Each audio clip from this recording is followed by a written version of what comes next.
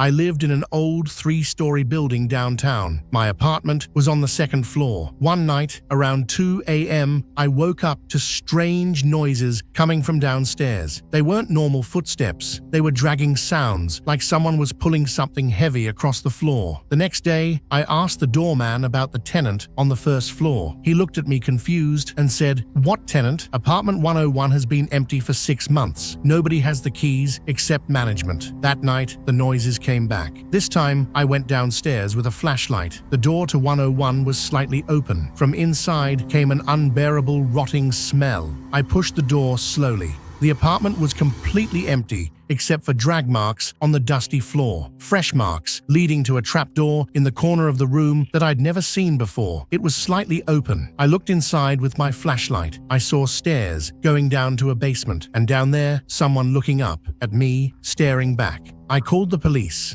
They found a man who'd been living in the basement for months. He had a collection of photos of me, sleeping, taken through my window.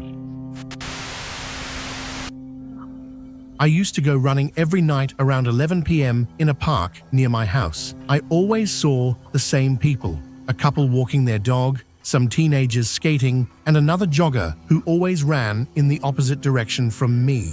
This jogger would greet me every night with a wave. He wore a hoodie and always smiled, a weird smile, too wide, but I thought he's just a friendly guy. I decided to change my route and run in the opposite direction. About 10 minutes later, I see the jogger coming toward me. He waves, he smiles, he passes me. But then I realized something was wrong. If I changed directions, and he always runs opposite to me, he had also changed directions. He was following me. I picked up the pace. I looked back. He had stopped running and was standing in the middle of the trail, staring at me, not moving, just watching. I ran straight home. The next day, I went to the park during daylight and asked the staff about the jogger in the hoodie. "Gray hoodie, that guy was banned from here 3 months ago," said the security guard. "He was following women home. The police are looking for him. Did you see him last night?" I changed parks, but sometimes when I'm running, I feel like someone is running behind me, always at the same pace, always at the same distance.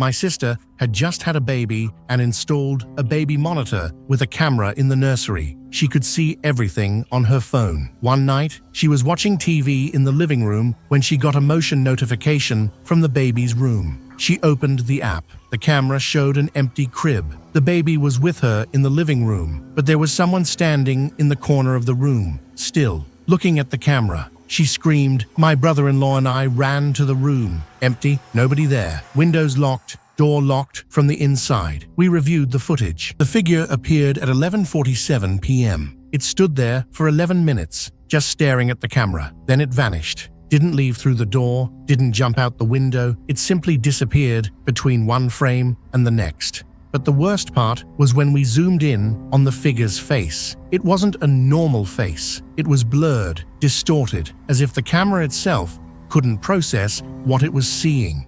My sister moved out the following week, left the baby monitor behind. 2 months later, the new tenants of the apartment reached out. They wanted to know why she had left the baby monitor on. "We get notifications every night at 11:47 p.m., they said. "There's someone in the room, except we don't have a child, and the room is empty.